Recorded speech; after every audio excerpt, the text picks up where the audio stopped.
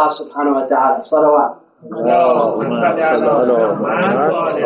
That's why the famous saying is, خَلَقَكُمْ وَمَا تَصْنَعُونَ. He has created you and whatever you create. So the act of creation has a spiritual element. When we create something new, we have to remember that this is not us creating this new thing, but rather it is using the capabilities that have been given to us to create something new. So technology within this context is not simply creating something for making life easier, but rather it takes on this spiritual context, meaning when I create something, I am participating in this process of life. I am participating in this divine process of creating, where I have been created by the ultimate creator. So ultimately, Allah subhanahu wa ta'ala has given us this capacity to create new things. And it's an important capacity, because as all of you will agree with me, technology has made our lives in many ways much easier. Here, we're gathering here today with light bulbs. We're gathering here today with, I guess, a heating system, with air conditioning systems. All of the chairs that we're sitting in were manufactured using advanced technology, plastics. In communication technology, things have become much easier. I remember when I was younger, to make a long-distance call, we would have to go to the post office, and then you would have to wait maybe an hour, wait in line to make a long-distance call. And then when you made the call, the person on the other end would either pick up the phone or they wouldn't pick up the phone. There was no answering machine. So you would wait in line for an hour or 2 hours just to make a telephone call, and then if the person on the other end was not there to pick it up, you've just wasted an hour or 2 hours. Now in a matter of seconds, you can send a text message to someone all the way in Bahrain or all the way in Iran. So in this way, technology has made us much closer. And that's why they were commenting on the television today that, you know, this revolution in Egypt, it only took about 18 days. They said the revolution in Iran took about 1 year from start to finish to be completed. They said the reason for the rapid speed of this revolution today is because of modern technology, meaning people would see it on Al Jazeera in the United States and in Europe, and they would sort of put pressure on their respective governments. So in many ways, technology is vital to survival. Just like food and many other processes, technology is important.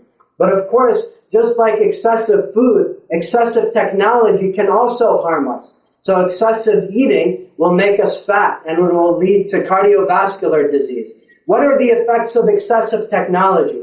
This is something that we don't often discuss, but it's an important thing to consider because the average person in America uses something like 12 hours of technology per day, meaning 12 hours a day. Half of their waking hours, half of their life is basically spent utilizing technology. But no one ever discusses what is the impact of this thing that I'm using on a daily basis. We take it for granted. Cell phone, that's great. The computer, television. But what are the ultimate impacts of these technologies on our being as humans? How do they affect us on a spiritual level? How do they affect us on the heart? This will be the second part of my talk. Salawat. Well, to understand how technology affects us, we need to understand how we as humans are different from machines. You know, I don't know how many of you have been watching Jeopardy this week. This week, Jeopardy was basically, there were two people who were, it was a quiz show, but it was against the supercomputer, Watson. And Watson, the engineers at IBM, had been working for a period of 3 years to create the supercomputer, which is equivalent to something like 2,800 of your own personal computers. So they created this giant computer, which probably fits into this entire Mahdieh, this room right here. They created this giant computer to compete against human contestants. And they said it was the ultimate battle of man versus machine. But here I think it's a false equivalence, because they're trying to equate mankind with a machine on an intellectual level. What they're saying is that here we've created something which is like mankind on the intellectual level, and we're trying to have this computer compete against mankind. And this is really a false comparison, because mankind is more than just his intellectual capacity.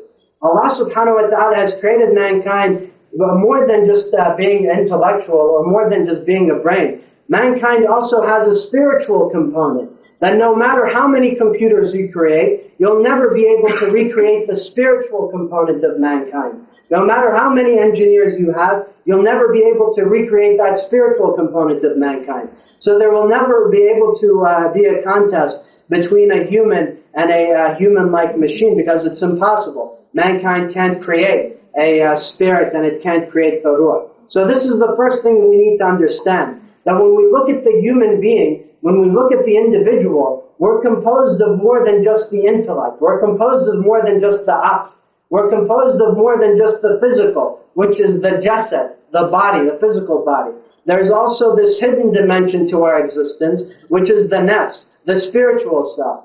And within this spiritual self, there's a very important organ. In fact, the most important organ in mankind is not his aql, it's not his body, it's not his muscles, but the most important organ in mankind is the heart. And Dr. Alawi will be happy because he's the best cardiologist in Philadelphia, right? So the heart is the most important organ in mankind. And this is something that we need to understand. And maybe one day in the future, inshallah, I'll give a whole talk about the heart. But just to give you the reason why the heart is so important, within the essence, Allah subhanahu wa ta'ala has given us the qalb, the heart. And the heart in Quranic vocabulary is not the piece of flesh in your body, but rather it is the center of all your feelings. It's the center of all your emotions, your motives, your drives, your aspirations. It's the source of your remembrance. You're coming closer to Allah, and it's also the source of you going away from Allah subhanahu wa ta'ala. The heart is the source of everything that you do in your life. That's why Allah subhanahu wa ta'ala repeatedly talks about the heart in the Quran. The munafiqeen, how are the munafiqeen recognized? فِي قُلُوبِهِمْ مَرَضٌ فَزَادَهُمْ اللَّهُ مَرَضًا. Right? In their hearts there's a disease. Not in their minds, not in their bodies, but rather the disease of hypocrisy, the disease of nifaq lies within their heart. And Allah subhanahu wa ta'ala tells us that it's also the heart that is the source of arrogance. It's the source of pride. It's also the source of disease. That's why on the day of judgment, on Yawm al-Hisab, the thing that will be held accountable is your heart. Allah subhanahu wa ta'ala tells us in the Quran, in Surah Al-Baqarah, Bismillah ar-Rahman ar-Rahim, لا يؤاخذكم الله بالعفو في إيمانكم ولكن يؤاخذكم بما كسبت قلوبكم والله غفور حليم. Allah subhanahu wa ta'ala is not going to judge you based on your actions, but rather He's going to judge you based on the actions of your hearts. بِمَا كَسَبَتْ قُلُوبُكُمْ وَاللَّهُ غَفُورٌ حَلِيمٌ. And then on the day of judgment, Allah subhanahu wa ta'ala tells us, يَوْمَ لَا يَنْفَعُ مَالٌ وَلَا بَنُونَ. On the day of judgment, your wealth and your children will not benefit you. إِلَّا مَنْ أَتَى اللَّهَ بِقَلْبٍ سَلِيمٍ. Except that man or that person who comes to Allah with فَهُمْ فِي غَفْلَةً مُعْرِضُونَ. So the time of a reckoning, the time of hisab is coming closer to the people. But what are they? They're in a state of heedlessness. They're in a state of non-awareness. Meaning, their hours that they could be using to remember Allah subhanahu wa ta'ala, they're using it for other less meaningful things. Why? What's the reason Allah subhanahu wa ta'ala says, لَاهِيَةً قُلُوبُهُمْ? Their hearts are preoccupied with other things. Allah subhanahu wa ta'ala doesn't say their hearts are preoccupied or their brains are preoccupied, but rather says that their hearts are preoccupied. So the first negative impact of all of this computer technology today is that in many ways, the computer technology, although it's made things much more convenient, on the other hand, it's also facilitated things which, before were more difficult. What do I mean? Today, for example, many mental health researchers say that the rate of addiction to pornography is increasing at a significant rate. And one of the prime reasons that addiction to pornography is increasing is because there's more access available. So before, if you really wanted pornography, you would have to go to a store in like the bad part of town, and then, you would have to go and buy your pornographic magazines. Now, if you want to see pornography, you can just push a button and you can immediately be exposed to all of these things.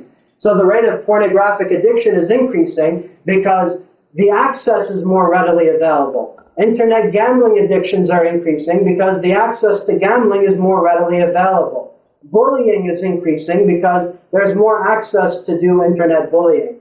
So that's why, although the internet technology is beneficial in terms of making things more convenient, it's also disadvantageous because it makes things more readily accessible. And this ready access to all of these things makes mankind more tempted to do these bad things that he wouldn't normally do.